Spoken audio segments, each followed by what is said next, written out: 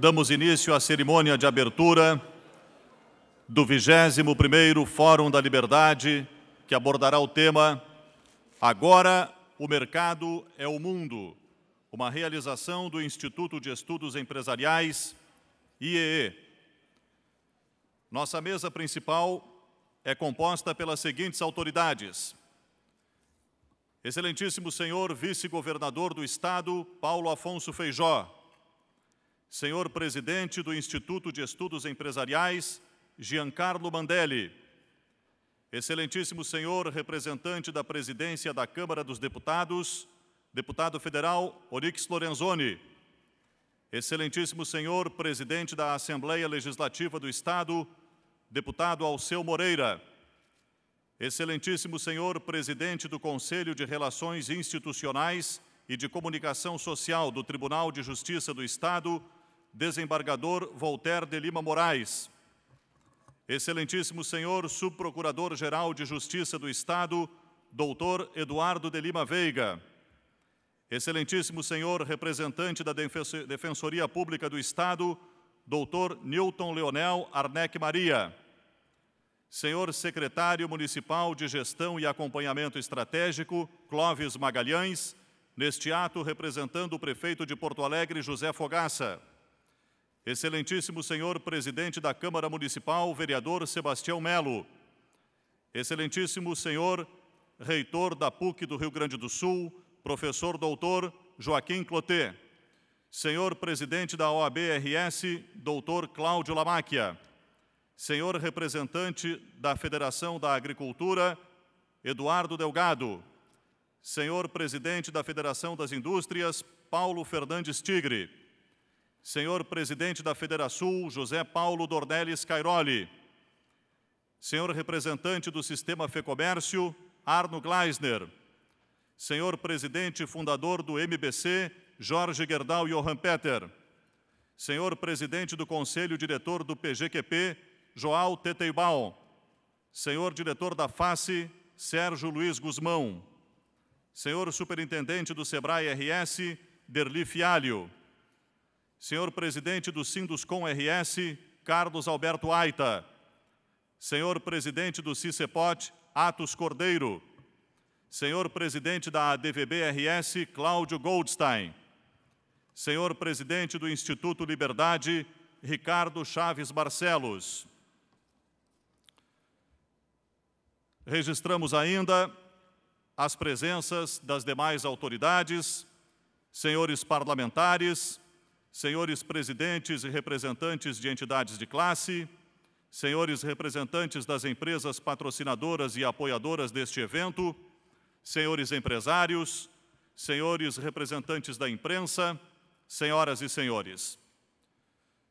Gostaria de agradecer aos nossos patrocinadores, Gerdau, Itaú, Vonpar, e aos apoiadores, Abril, Claro, CNI, Walmart Brasil, e a parceria com a Pontifícia Universidade Católica do Rio Grande do Sul e FACE. Convidamos a todos a ouvirem o hino nacional, interpretado pelo soprano Cristina Sorrentino, acompanhada no piano por Jean Presser, nos violinos por Carlo Culpa e Cristiano Loro.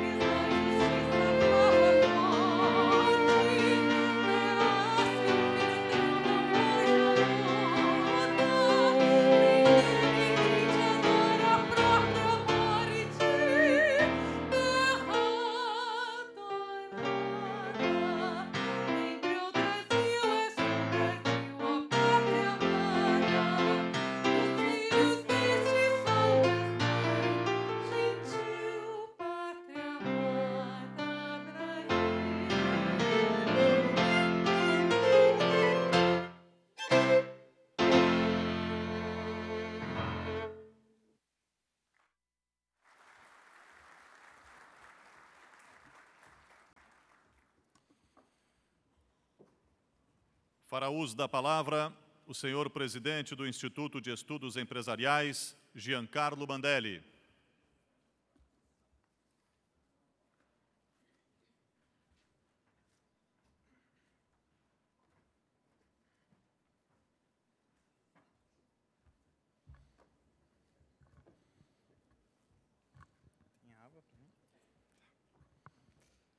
Excelentíssimo vice-governador do Estado do Rio Grande do Sul, Paulo Afonso Feijó, ao qual cumprimentar sua pessoa, saúdo todas as demais autoridades presentes nessa cerimônia. Prezados associados do Instituto de Estudos Empresariais, prezados palestrantes do 21º Fórum da Liberdade, prezadas lideranças empresariais, estudantes, profissionais liberais, executivos e representantes da imprensa que prestigiam o evento essa noite.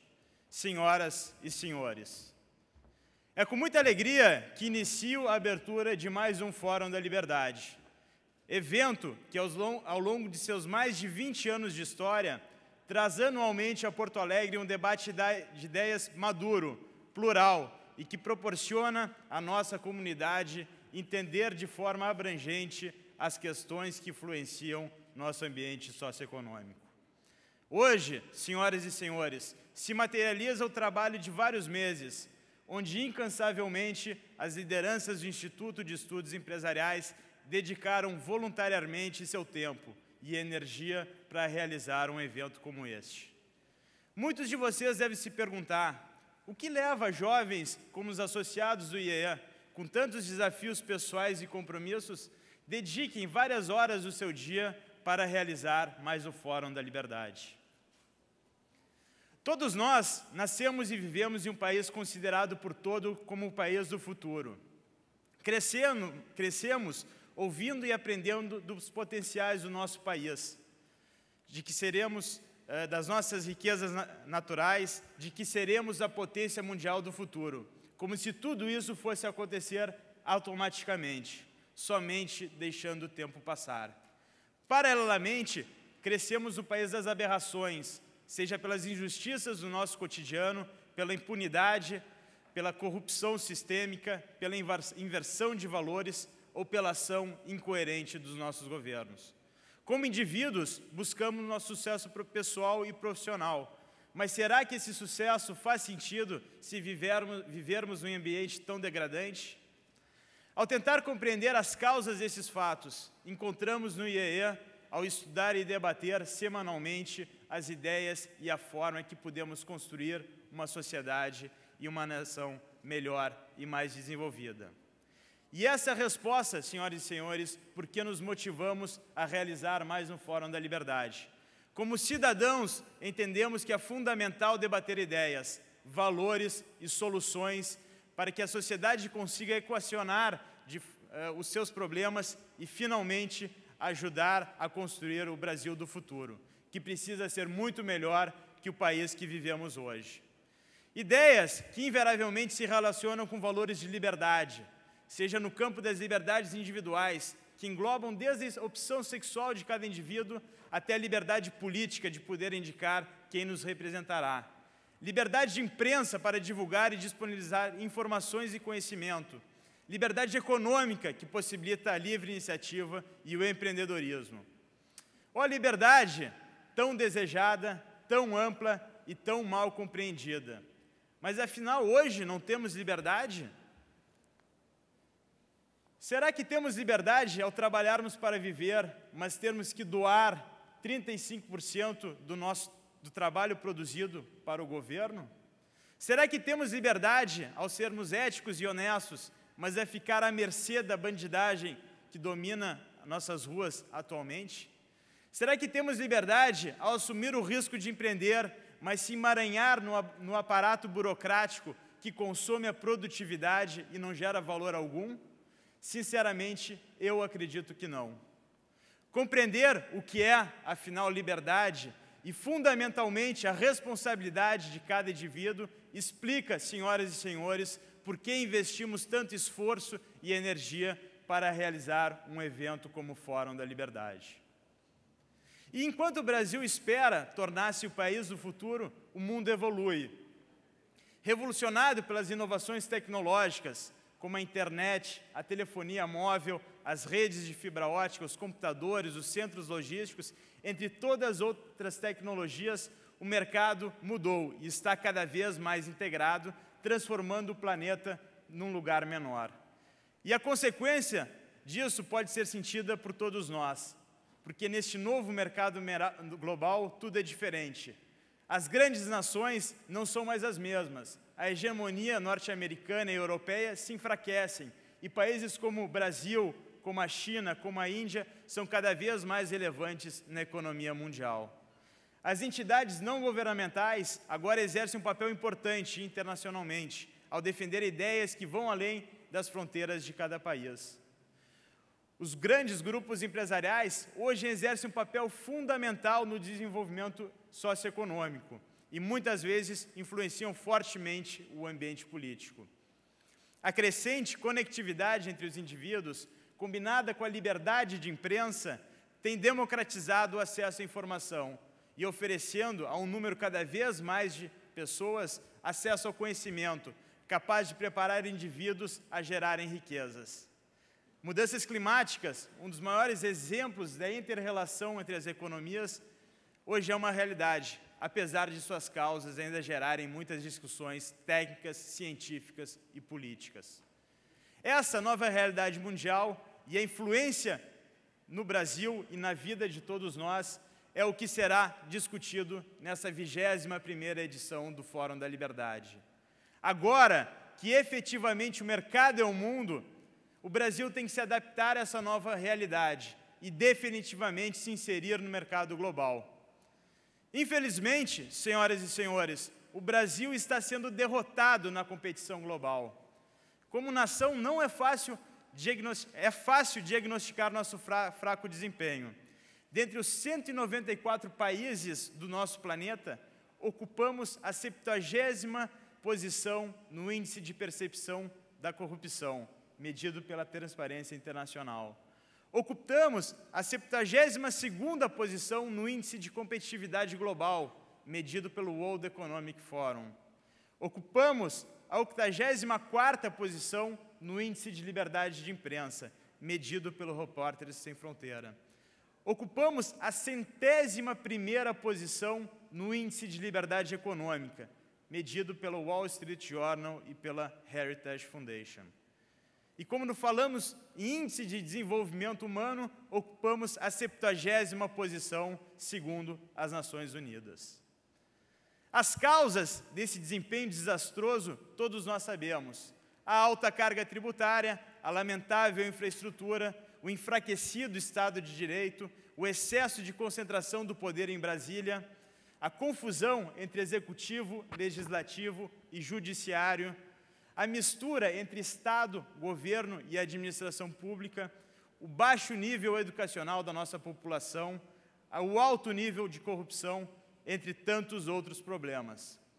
A consequência deste ambiente tão degradado é a perda de competitividade das nossas empresas e dos nossos indivíduos.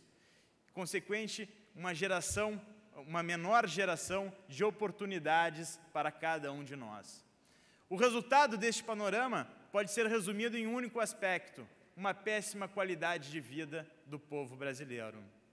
Concluo, para que o verdadeiro desenvolvimento da sociedade brasileira, temos que atacar as questões estruturais que degradam nosso Estado. Não podemos mais viver em uma sociedade com privilegiados que nada produzem e muito ganham, ou em uma sociedade com parasitas do Estado que não agregam valor algum, mas que são muito bem remunerados. Esses privilégios para poucos consomem a liberdade de muitos que trabalham para sustentar essa situação incoerente. Já que queremos realmente a liberdade, temos que assumir a responsabilidade por mudar essa situação. E essa responsabilidade é de todos nós. Hoje e amanhã, senhoras e senhores, tenho certeza que teremos um evento de alto nível, onde ideias de vanguarda estarão sendo compartilhadas, mitos estarão sendo questionados e todos vocês estarão mais atualizados e com as ideias mais maduras. Assim, gostaria de agradecer o incansável trabalho da equipe que organiza essa edição do Fórum da Liberdade, liderada pelo Vicente Perrone, que juntamente com a equipe do IEE, formada pela Enelise, pela Marília, pela Caroline, pela Natália e pela Bruna, que juntamente com todos os nossos fornecedores superam esse desafio e organizam mais um excelente Fórum da Liberdade. Agradeço também aos voluntários do IEE que compõem nossa diretoria: Rafael Sá, Eduardo Sampaio, Gabriel Barbosa, Gustavo N., João Luiz Antunes e Leonardo Fração, e os associados que lideraram projetos do Fórum: Cristiano Xavier, Gabriel Rezende, Marcos Cli Lopes, Thaís Reale e Wagner Lenhart, bem como todos os associados do IEE que colaboraram para organizar mais um Fórum da Liberdade. Finalmente, agradeço a todas as empresas e entidades que viabilizaram a realização deste evento, especialmente aos nossos patrocinadores Gerdau, Itaú e Vompar, e também nossos apoiadores Abril, Claro, CNI e Walmart. Sem a confiança de vocês, nós não estaríamos tendo acesso a esse magnífico evento. Tenho a convicção que todo esforço e dedicação trará um grande resultado para a nossa sociedade, que estará mais bem educada e preparada para solucionar os problemas da nossa sociedade. Tenham todos um excelente Fórum da Liberdade. Muito obrigado.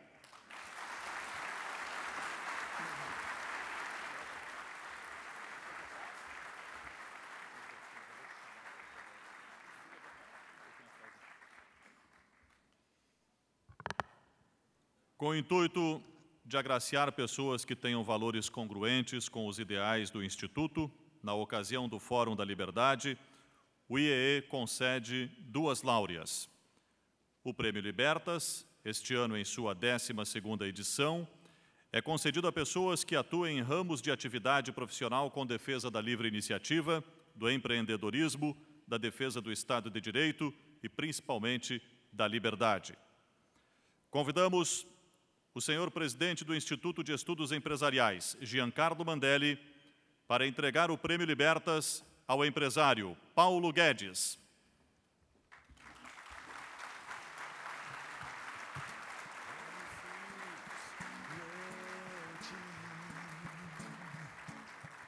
Paulo Guedes é um dos mais respeitados economistas brasileiros, com uma carreira de sucesso no mercado financeiro e no setor educacional. PhD em Economia pela Universidade de Chicago, lecionou no IBMEC, na PUC, na FGV e no IMPA, Instituto de Matemática Pura e Aplicada. Foi sócio fundador do Banco Pactual e das faculdades IBMEC. Fundou recentemente a BR Investimentos e a BR Educacional. Foi colunista da revista Exame, em substituição ao ex-ministro Mário Henrique Simonsen. Paulo Guedes escreve um artigo semanal para o jornal O Globo e um artigo quinzenal para a revista Época. Nosso homenageado fará uso da palavra neste momento. Bom, é um prazer sempre estar aqui, porque nós somos poucos e ter o reconhecimento desse grupo é, para mim, objeto de grande orgulho pessoal.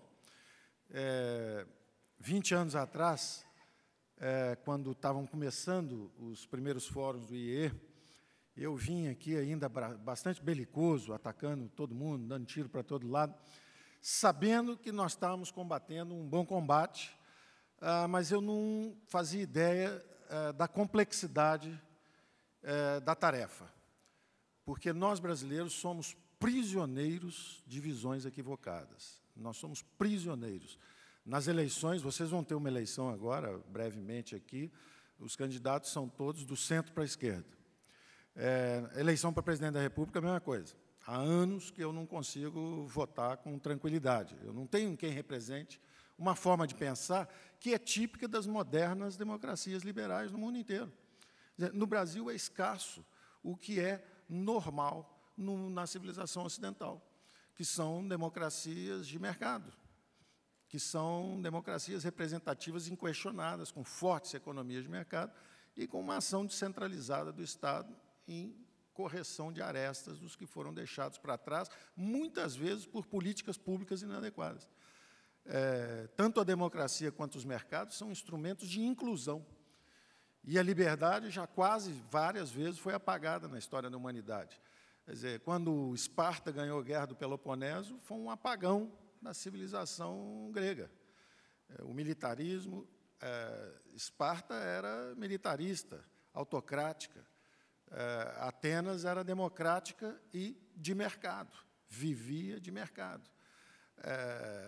Mais tarde, anos depois, séculos depois, na verdade, início do século passado, na primeira grande tentativa de globalização, hoje até no almoço do IEE eu estava vendo o Montaner falando um pouco sobre a globalização na etapa mediterrânea, depois a globalização na etapa dos grandes descobrimentos, e agora nós estamos numa quarta ou quinta tentativa, são círculos que vão se expandindo. A democracia entre os atenienses era só para os cidadãos, depois o sufrágio vai se tornando universal. A mesma coisa os mercados são inclusivos, os mercados vão incluindo. A última tentativa é de 3,5 bilhões de eurasianos que mergulharam nas economias de mercado e estão tentando conseguir o seu espaço. E os mercados estão recebendo e acomodando esse enorme contingente que nos desafiará e será o maior esforço de adaptação da economia brasileira nos próximos 10 anos, será esse desafio que vem do capitalismo eurasiano. Nós vamos discutir isso amanhã de uma forma um pouco mais técnica. Mas, de qualquer forma, ser agraciado, premiado por um grupo de qualidade como esse, e aí vem agora à mente vários debates que nós fizemos aqui ao longo desses anos, eu quero agradecer particularmente por lançar essa semente, o Jorge Gerdau, que lançou essa semente do IEE, o Henri Maxud estava ali, me entregou, quando eu tinha 30 e poucos anos, me entregou um livro de 1000 e poucas páginas, que era o Human Action.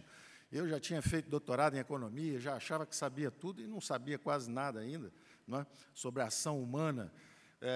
O Salim Matar, que faz na prática o que nós sugerimos, quer dizer, expande esse mercado, esse formidável mercado consumidor brasileiro, em torno de 200 milhões de consumidores chegando por aí, estão aí nos esperando, e nós temos que dar oportunidade aos milhões de brasileiros, porque nós não queremos ser uma economia de consumo de massa só, tem que ser de produção de massa, né? Senão quem vai financiar o consumo de massa? Os cheques do governo, os 40% do PIB que são transferidos. Então, nós somos prisioneiros, é muito importante, eu aceito a premiação convencido de que tem lutado para ampliar essa percepção de que nós pensamos errado. Não nós que estamos aqui, nós brasileiros, políticos, que têm a alavanca na mão, empresários, que às vezes estão com a mão estendida lá, usando a alavanca também, intelectuais, que não compreenderam ainda o enorme equívoco intelectual que foi cometido e que foi responsável pelo quase apagão da sociedade e da civilização ocidentais. A primeira tentativa de globalização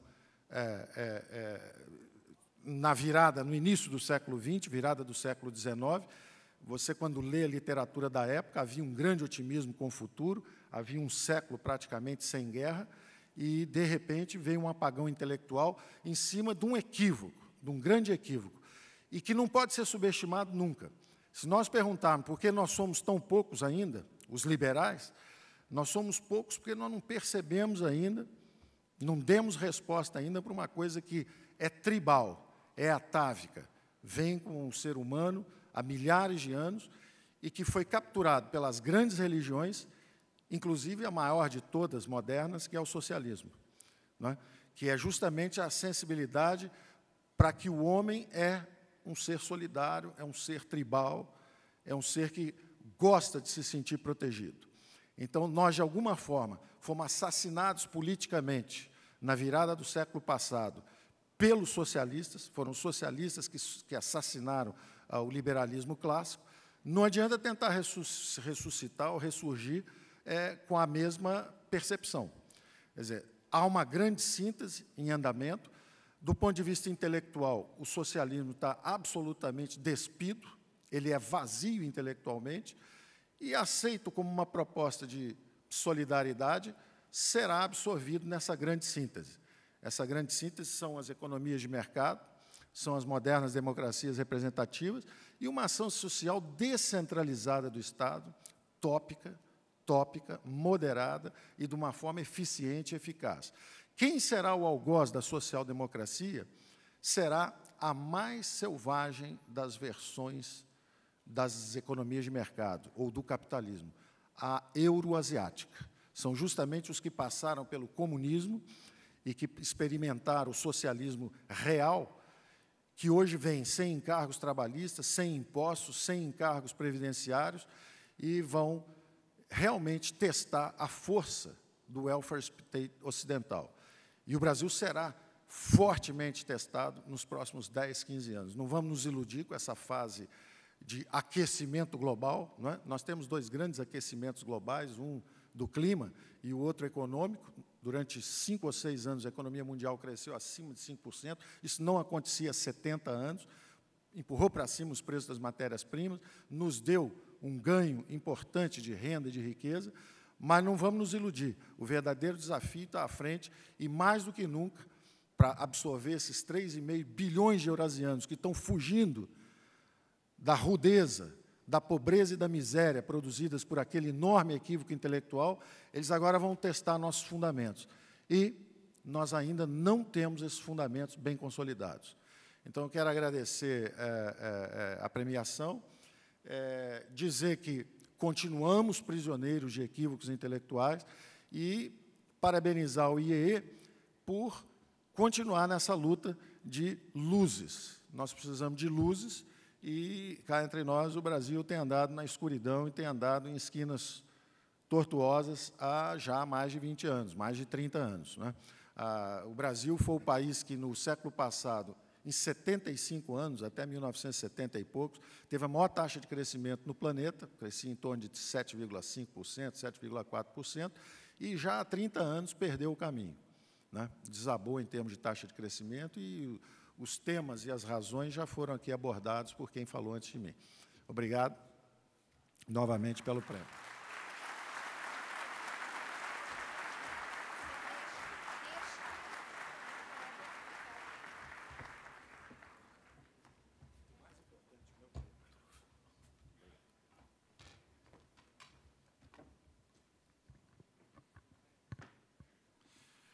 Dando continuidade a esta cerimônia de abertura do 21º Fórum da Liberdade, anunciamos a seguir a entrega do Prêmio Liberdade de Imprensa. Esta láurea foi criada em comemoração aos 20 anos do Fórum da Liberdade, comemorados em 2007. Este prêmio reconhece que, numa sociedade democrática, que preza pela garantia de liberdades, o acesso à informação de qualidade e com credibilidade é fundamental.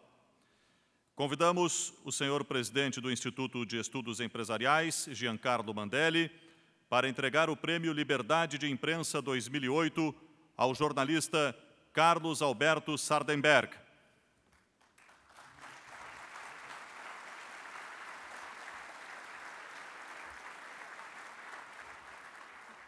Carlos Alberto Sardenberg é um dos mais respeitados jornalistas da área econômica no Brasil, com experiência como repórter, redator e editor dos principais veículos de comunicação do país.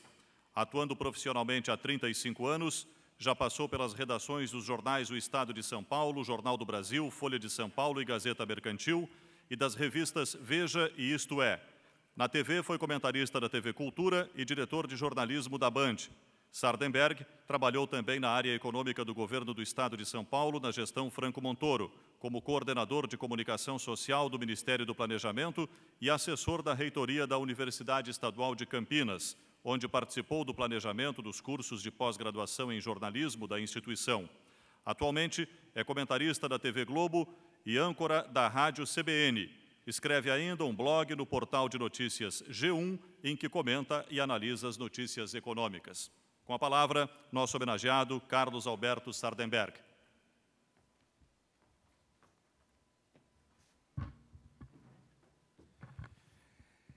Boa noite a todos. Muito obrigado. Queria agradecer muitíssimo essa premiação. É muito importante para um jornalista e para um jornalista que lida com economia e política já há tanto tempo. Eu queria falar rapidamente sobre liberdade de imprensa e sobre o tema do tema do Fórum da Liberdade deste ano, que o mercado é o mundo. Liberdade de imprensa. Tem havido muitas tentativas, de uns tempos para cá, de controlar a imprensa no Brasil, sob diversos pretextos, como alguns deles, por exemplo, de garantir que a imprensa tenha mais qualidade. Minha opinião é que, se a gente seguir a regra dos países liberais, a regra deve ser uma só. A lei deve garantir que a imprensa seja livre, o resto depende da sociedade. Se ela vai ser boa ou não, se ela vai ser uma imprensa de qualidade, isso é um problema da sociedade, da educação, do povo, do público. A lei tem que dizer apenas que a imprensa é livre. Ofensas que sejam cometidas pelos jornalistas, erros que sejam cometidos pelos jornalistas, que são muito mais frequentes que um jornalista gostaria de admitir, podem ser perfeitamente reparados pela legislação brasileira, legislação civil, legislação penal. Não há necessidade nenhuma de uma legislação só para a imprensa. Nós já temos leis suficientes para isso. A imprensa brasileira é livre ou não é livre? Tem uma imprensa que é, tem uma imprensa que não é. Tem uma imprensa, inclusive, que não quer ser livre, tem uma imprensa que quer ser um órgão do governo e receber as verbas publicitárias do governo. Eu diria que, grosso modo, nós precisaríamos dividir a imprensa brasileira em 3 grandes categorias. A imprensa propriamente dita, os grandes veículos de comunicação, em geral, controlados e dirigidos pelas famílias de jornalistas, e que são uma imprensa que vive do seu negócio. Eu gosto sempre nos debates com alunos das escolas de comunicação, eles sempre perguntam, quer dizer, qual é a primeira condição para que um jornal seja livre? Eu digo, a primeira condição é que ganhe dinheiro. Precisa ganhar dinheiro, ter independência financeira para poder exercer a liberdade plena e não ficar dependente de verbas publicitárias dos diversos tipos de governo. Há uma imprensa no Brasil assim? Certamente há uma imprensa assim, que vive de seu próprio negócio, é profissional, tem alma de jornalista, são as famílias. Aqui no Sul temos a família Sirotsky, que claramente é uma família de jornalistas. Temos várias outras pelo Brasil afora, e essa é a imprensa relevante e importante no Brasil. Depois nós temos uma imprensa muito vinculada a religiões, né, a diversos tipos de religião, e depois nós temos uma imprensa que é pura política, eu diria até pura picaretagem. A imprensa que quer ficar bem com o governo de plantão e usufruir das verbas de governo. O que leva a uma conclusão de que, se nós precisamos de alguma legislação referente à imprensa do Brasil, tem que ser uma legislação que trate dessa questão das verbas oficiais, das verbas de governo, porque elas são, sim, em diversos setores, em diversas regiões do país, elas são, sim, um instrumento de controle da imprensa pelo governo. Felizmente, é apenas uma parte da imprensa, e, felizmente ainda, o público sabe distinguir entre a imprensa que é chapa branca, a imprensa que é governista, a imprensa que é picaretagem, daquela imprensa que é verdadeiramente dedicada a relatar os fatos, a dar a sua opinião sobre os acontecimentos. Opinião e informação. A imprensa brasileira, como vocês podem ver, pelo que eu disse, o resumo é que a imprensa brasileira ela é muito irregular. Eu acho que ela é muito boa e também muito ruim ao mesmo tempo. Nós temos exemplos de veículos que fazem bonito e que fariam bonito em qualquer país do mundo, e nós temos também uma imprensa lastimável, um jornalismo lastimável, tanto no que se refere à qualidade quanto à falta de apreço pela liberdade. Agora, de novo, eu acho que isso faz parte do amadurecimento do país. Não existe possibilidade de se tentar impor uma imprensa boa ao país. Ela tem que, a sociedade vai avançando, vai se aperfeiçoando, e a imprensa vai melhorando junto com ela. Acho que a imprensa brasileira hoje é bem melhor do que foi em tempos passados, pelo menos é mais profissional e vive sem depender do governo e dessa imprensa que eu falo. Bom, quanto ao nosso tema, queria colocar a minha colher um pouco aqui nesse tema, que é o mercado, o mundo. Especialmente porque, para reforçar o que disse Paulo Guedes, eu também acho que nós, aqui no Brasil, somos prisioneiros de ideias equivocadas e de ideias que já se provaram equivocadas que já se provaram equivocadas em diversos lugares do mundo e que têm uma sobrevida aqui no Brasil e na América Latina. Se nós olharmos a história recente da economia mundial, existem vários fenômenos importantes. A China, certamente, o despontar da China é um fenômeno importante. A tecnologia da informação, certamente, é importante, que garantiu ganhos de produtividade extraordinários, sobretudo para os países desenvolvidos. Mas há um terceiro movimento que é muito importante, que nem sempre se dá devido peso a esse movimento, que é essa migração de milhões de pessoas e de dezenas e dezenas de países do antigo socialismo para a economia capitalista.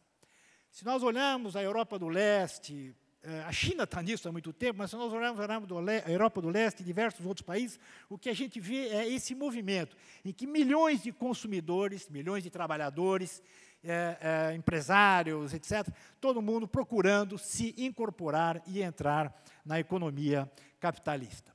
Eu estava lendo hoje, agora há pouco, aqui, vindo para cá, uma reportagem sobre o estouro da bolha na Bolsa de Ações da cidade de Ho Chi Minh, Vietnã.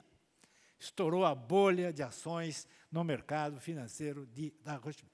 E é gozado que eu estava lendo ali o noticiário, e aí quando a matéria citava os representantes locais, os vietnamitas, eles falavam assim, quase como um orgulho, sabe, a nossa primeira bolha.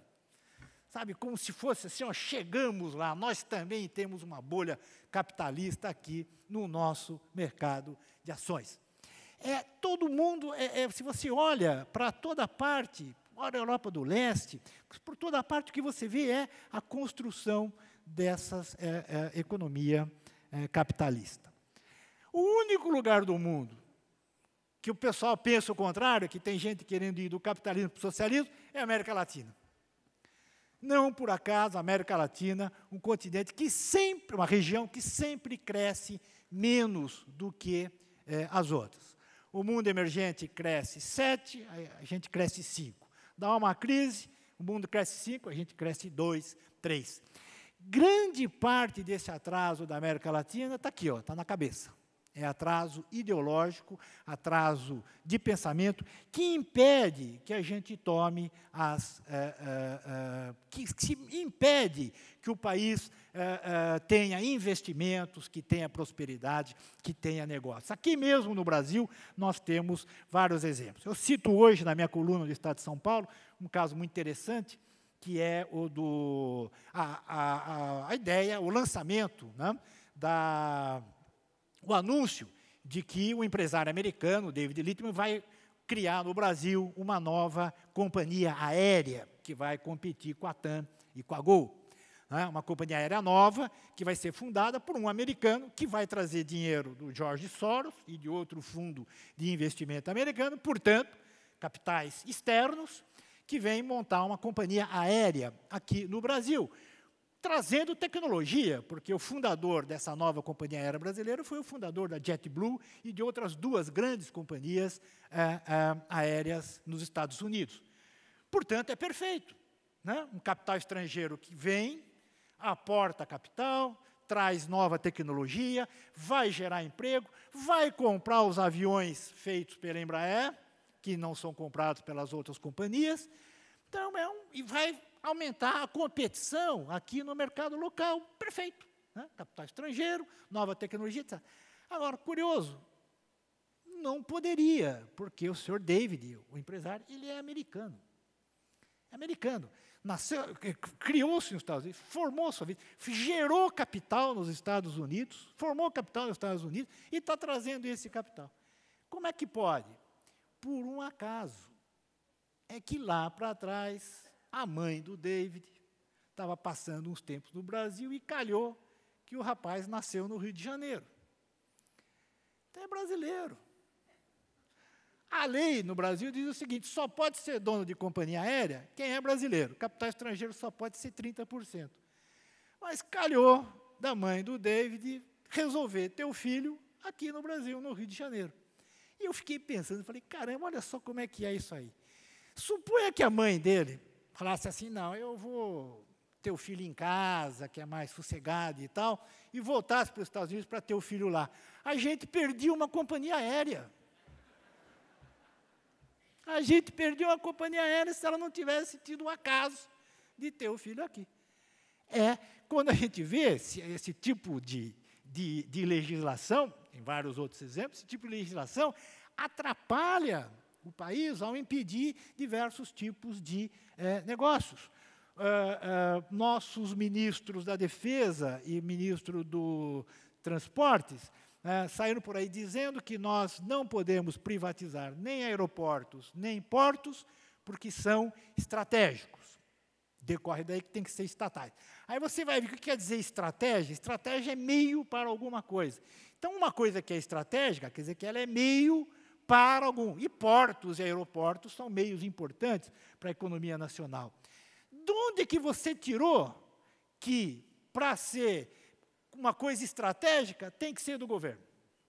De onde que tiraram isso? Ninguém sabe, mas tiraram. Aqui no Brasil, eles acham que, se a coisa é estratégica, tem que pertencer ao governo. No resto do mundo, a gente acha que estratégica é uma coisa que tem que funcionar bem. Não importa se o dono é do Zé da Silva, do governo, tem que funcionar bem. E como, em geral, quando é do governo, funciona mal, é melhor que não seja do governo. Quer dizer, em outras palavras, a lógica é o contrário. Como é estratégico, é melhor que não pertença ao governo. Mas não, aqui você levanta esse outro tipo de argumento. Isso vai até o detalhe. Vai até o detalhe. Né? Agora, pega esses exemplos muito detalhados. Por exemplo, descobre-se que tem muito acidente de trânsito causado por motorista bêbado. Então, o problema qual é? Que o cara enche a cara e guia o automóvel. Solução do governo: proíbe vender bebida em restaurante de beira de estrada. Você pega num restaurante de beira de estrada, tem 2.000 pessoas. Passa lá 10 motoristas, 1.980 que estão lá de passageiro. Não pode beber. Agora, quem que fiscaliza isso? Não, em vez de fiscalizar o motorista, põe a Polícia Federal para fiscalizar o bar, para ver se o bar está vendendo ou não. Aí o cara sai no outro bar, enche de bebida no carro, em vez de fiscalizar o motorista. Ao mesmo tempo, você lê no noticiário que um cidadão no Recife, bêbado, atropelou 4 ciclistas, invadiu um ponto de ônibus, atropelou 3 pessoas e matou 2. Essa pessoa foi levada para a delegacia, assinou lá um ato e foi posta em liberdade. Quer dizer, é exatamente o contrário do que você tem que fazer. Quer dizer, o que nós temos que fazer? Dar liberdade para as pessoas, e a pessoa cometeu o erro, o mundo desaba na sua cabeça. Liberdade e castigo. O que é que faz aqui no Brasil? Não, eles acham que o governo é que vai resolver tudo, então proíbe todo mundo de beber. Como não consegue fiscalizar, o que acontece? Absolutamente nada. Ou melhor, o restaurante que é legal, que quer fazer a coisa conforme a lei, para de vender. O concorrente dele vende, e o problema não se resolve. De novo, o que é? A mentalidade que o Estado sabe o que é para fazer, o governo quer mandar na vida de todo mundo. Essa eu acho que é o grande problema, a grande prisão mental que tem no Brasil. É a sensação de que o Estado faz tudo e tudo que o capital faz, a livre iniciativa faz, é errado, é predatório. Né? O capitalismo é predatório e o Estado tem que consertar. É o contrário. O capitalismo gera riquezas, gera oportunidades, e o Estado tem apenas que fazer a regulação e procurar atrapalhar o menos possível. O Brasil avançou muito, concluo, o Brasil avançou muito de uns tempos para cá. Se nós compararmos o Brasil com 10, 15 anos atrás, o Brasil tinha todos os problemas que um país podia ter. Tinha inflação alta e crônica, contas externas descontroladas, contas públicas descontroladas, dívida externa impagável, enfim, todos os problemas a gente tinha. Certamente não temos mais inflação, está controlada, as contas externas se resolveu, contas públicas também se resolveu, mas à custa de uma carga tributária muito elevada. Nós ficamos com o problema que é um setor público extremamente elevado, maior do que o país comporta. Nós temos um governo maior. E pior, temos uma mentalidade de que precisa ter mais governo, quando nós devíamos estar caminhando no sentido contrário. próximo passo do Brasil, que vai levar o Brasil a um grande processo de crescimento, é um surto de investimentos privados em todos os setores da economia, especialmente da infraestrutura. Optamos no Brasil por um Estado social, um Estado que gasta na Previdência, pessoal, programas sociais. Tudo bem, quer ser assim, quer, mas para compensar isso, só tem um jeito, é que o Estado saia e abra espaço para o investimento privado em todos os outros setores, pela razão simples de que o governo brasileiro, ao gastar nisso que gasta hoje, não tem dinheiro para investimentos. Como dizia o Paulo, é exatamente o contrário dos capitalistas asiáticos, onde você pega uma China, não tem previdência, não tem Bolsa Família, não tem programa social, não tem nada. Tudo que o governo tem, ele gasta em investimento, em infraestrutura e a população que se vire. Nós escolhemos um outro caminho? Escolhemos. Nosso Estado é social.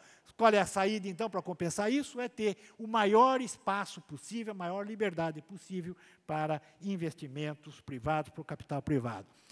E o caminho para chegar a isso é uma batalha de ideias, tentando convencer as pessoas que o Brasil tem que ser que nem o mundo. Está todo mundo indo para o capitalismo, para a iniciativa privada. Vamos junto também, gente, e não vamos aqui acompanhar os nossos companheiros, alguns companheiros da América Latina. Pelo menos, se estão na América Latina, vamos pegar os bons exemplos de América Latina. Por isso que é com muita honra que eu recebo este prêmio do Instituto de Estudos Empresariais, do Fórum da Liberdade, porque é exatamente um esforço extraordinário, uma batalha de ideias, de pessoas que pensam corretamente e de muitas pessoas que agem já nessa direção. Com muita honra, muito obrigado a todos, muito obrigado ao Instituto, muito obrigado ao Fórum da Liberdade.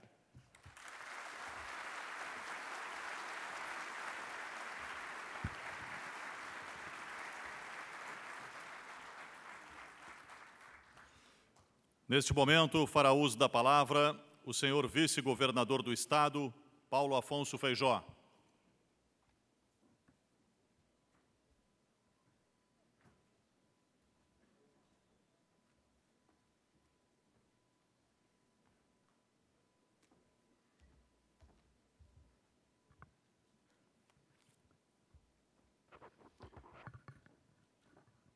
Antes de dirigir a palavra a todos os senhores, como vice-governador, representando a nossa governadora do Estado do Rio Grande do Sul, queria dizer ao nosso economista Paulo Guedes, que é um ícone do liberalismo e do Fórum da Liberdade, que Porto Alegre, Paulo Guedes, terá, sim, um candidato à prefeitura liberal, o deputado Onyx Lorenzoni.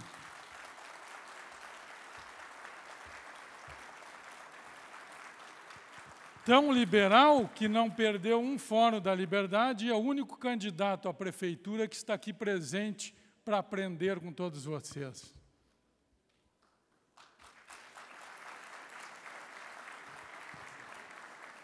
Caro amigo Jean Carlos Mandelli, demais autoridades presentes, senhoras e senhores, hoje estou aqui como governo, diferentemente do ano passado. Para quem esteve aqui, está entendendo o que eu quero dizer. E quero, como governo e representante do governo do Estado do Rio Grande do Sul, primeiramente agradecer ao IEE por promover mais este Fórum da Liberdade, o 21º, e eu estive presente em todos eles, Mandelli. E para nós, como governo, é de extrema importância, para nós, como Rio Grande do Sul, é de extrema importância o que o IEE tem feito pela sociedade gaúcha e brasileira. Hoje, como governo, vejo confirmar tudo aquilo que aprendi nos 24 anos de IEE e nos 20 anos de Fórum da Liberdade.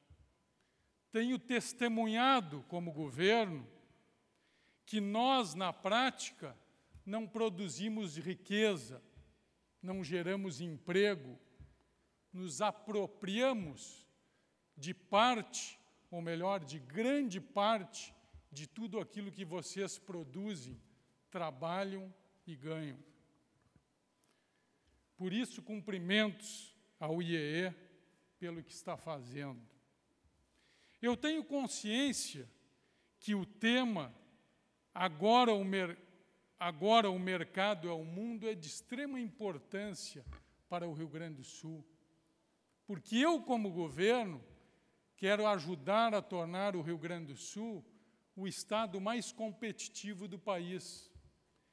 Quero mostrar aos meus parceiros de governo que os demais estados são nossos concorrentes, que os demais países são nossos concorrentes, e nós temos que ser mais competitivos, fazer melhor do que todos eles.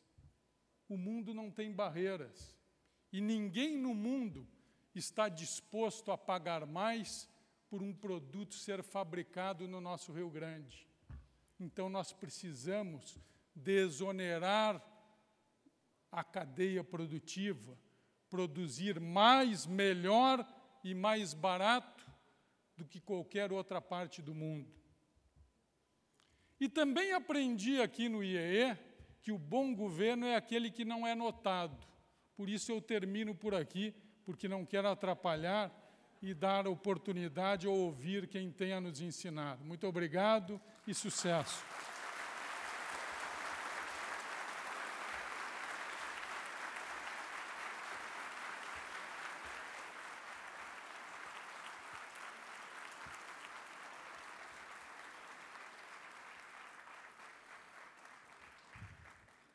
Convidamos a todos os presentes a ouvirem o hino rio-grandense, interpretado pela soprano Cristina Sorrentino, acompanhada no piano por Jean Presser e nos violinos por Carlo Culpa e Vinícius Nogueira.